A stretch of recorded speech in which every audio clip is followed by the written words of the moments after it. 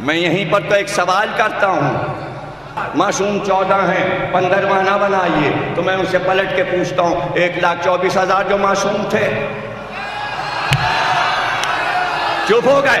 ارے آدم معصوم، نوح معصوم، ابراہیم معصوم، موسیٰ معصوم، عیسیٰ معصوم، یحییٰ، زکریا، داؤد، سلیمان، شعیب، سب معصوم ہیں کہ نہیں؟ تو پھر 14 معصوم کیا؟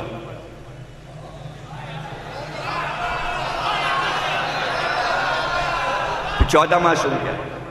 تو پھر بڑے علماء نے فیصلہ کیا کہ عصمت 2 حصوں میں تقسیم ہے، ایک عصمت کبریٰ ہے، ایک عصمت صغریٰ ہے۔ عصمت کبریٰ 14 کو دی گئی، عصمت صغریٰ 1 لاکھ کے پاس ہے۔ تو میں کب کہہ رہا ہوں کہ عباس و زینب عصمت کبریٰ پر ہے، عصمت صغریٰ پہ تو اور فیصلہ کر دیا گیا کہ جب معصوم کو غسل دیا جا رہا ہو تو معصوم کے غسل میں غیر معصوم شریک نہیں ہو سکتا۔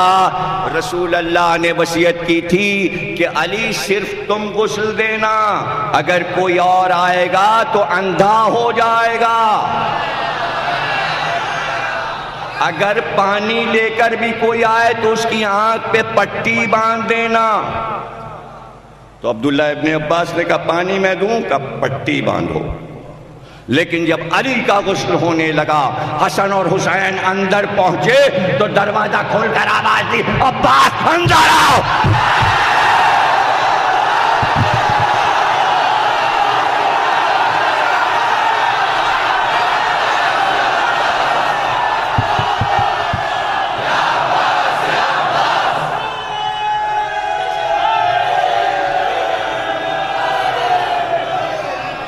یاد رکھیے، معصوم کا لباس، معصوم کے کپڑے، معصوم کی ذرا، معصوم کا خود غیر معصوم استعمال نہیں کر سکتا، معصوم کی تلوار غیر معصوم نہیں اٹھا سکتا۔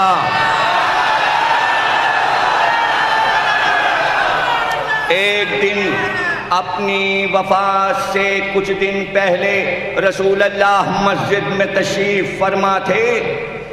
یہ جو کچھ سنا رہا ہوں اس موضوع پر علامہ ہلی نے پوری کتاب لکھی ہے کہ وراثت میں رسول نے کیا چھوڑا۔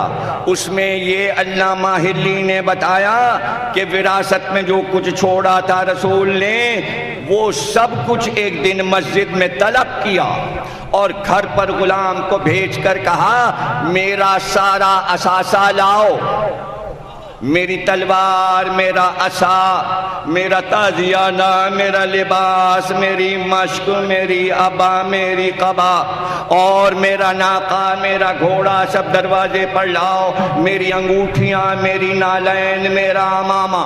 جب سارا سامان مسجد میں آ گیا اور سب نے دیکھا کہ یہ کل سامان رسول کا ہے تو ایک بار رسول نے آواز دی علی اٹھو اور یہ سب اپنے قبضے میں لے لو۔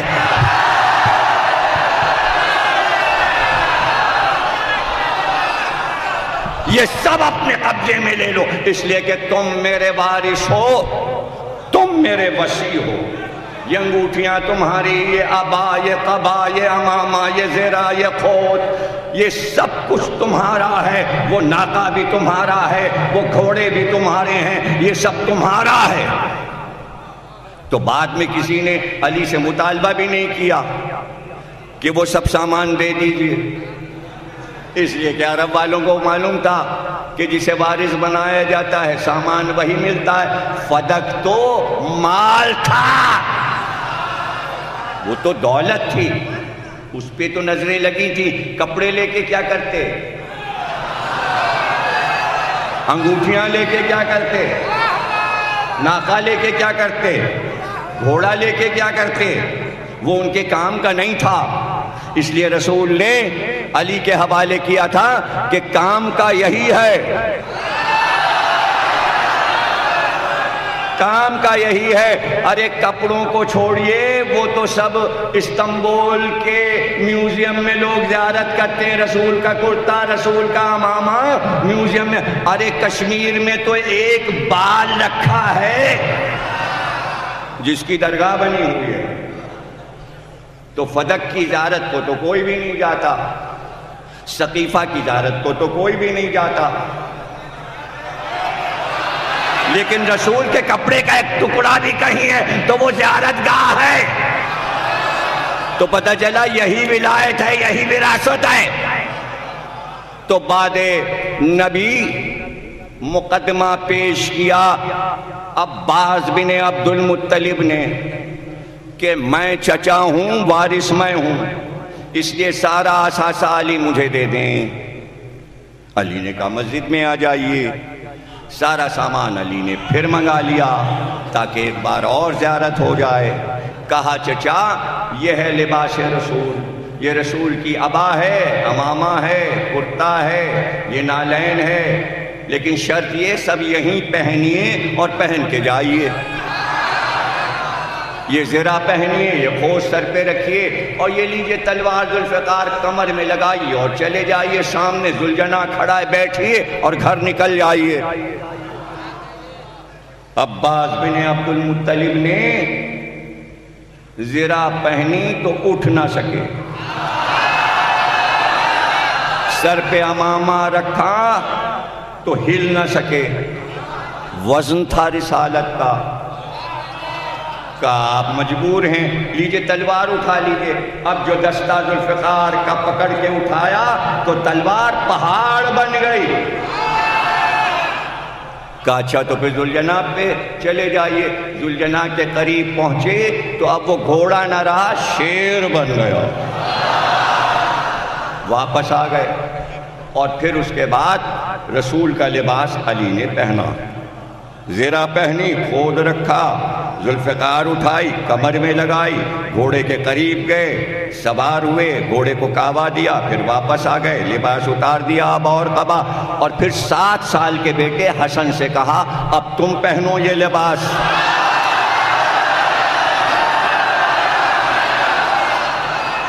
اسی طرح شبیہ رسول لگ رہے تھے وہ لباس جو رسول کے قامت پر آئے. 7 سال کے بیٹے پر زیب دے گیا، نہ بڑا تھا نہ چھوٹا. اور پھر ذوالجناح پہ جا کے امام حسن بیٹھے، ذوالفقار کمر میں لگا کے واپس آئے. پھر حسین سے کہا اب تم یہ لباس پہنو. حسین نے وہی لباس پہنا، کمر میں ذوالفقار لگائی، ذوالجناح کے قریب گئے. لیکن جب حسین قریب گئے تو ذوالجناح بیٹھ گیا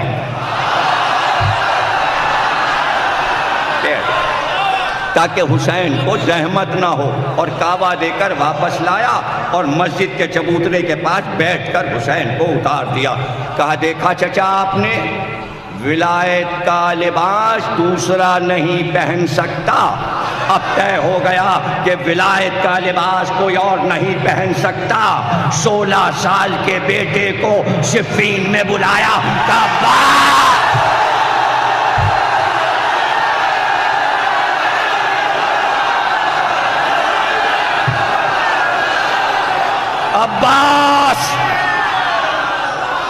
عباس یہ میرا لباس ہے. بہت دیر سے علی لڑ رہے تھے، لاشوں پہ لاشیں گر رہے تھے، خود ہی تلوار روک کر واپس آ گئے. اور پھر حسین اور خوبصورت بیٹے کو بلایا اور اپنے ہاتھ سے کمر سپاہی کی کس دی، اپنے کمر کا پٹکا، اپنی عبا، اپنی قبا، اپنا امامہ، اپنا خود، اپنی زرہ. یہی تو ولایت کا لباس ہے. کمر میں تلوار لگائی اور امامے کا شملہ اٹھا کر چہرے پر ایسے باندھ دیا کہ صرف آنکھیں نظر آ رہی تھیں، گویا چہرے پر نقاب ڈال دی اور مرتجس پر بٹھا کر کہا جاؤ حملہ کرو.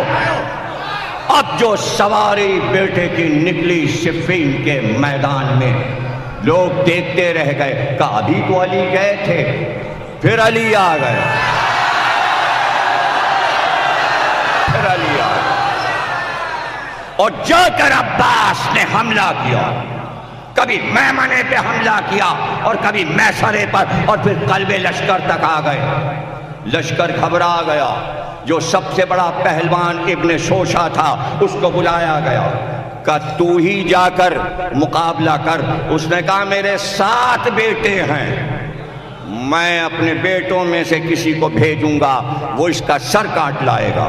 ایک بیٹا، دوسرا بیٹا، تیسرا بیٹا، 7 بیٹوں کے سر عباس نے کاٹ کر لشکر کی طرف پھینک دیے۔ اب ابن شوشا خود آیا اور مقابل آیا، تیر و کمان لے کر آیا، سروہی لے کر آیا، نیزہ بھالا لے کر آیا، تلوار و گرز لے کر آیا۔ عباس نے کہا جو سا چاہے ہتھیار آزما کر دیکھ لے۔ اس نے تیر چلائے، عباس نے تیروں کو تلوار سے کاٹنا شروع کیا۔ اس نے بھالا اٹھایا، عباس نے بھالے کو تلوار سے کاٹ دیا۔ اس نے سروہی اٹھائی، عباس نے سروہی کو کاٹ کے پھینک دیا۔ اس نے گرز اٹھایا، عباس نے گرز کے 8 ٹکڑے کر دیے اور پھر اس کا سر کاٹ کر صفین کے لشکر کی طرف پھینک دیا۔ ایسے میں علی خود نکلے گھوڑے پر سوار ہو کر۔ اب لاکھوں کے لشکر نے دیکھا کہ ایک علی ادھر ہے اور ایک علی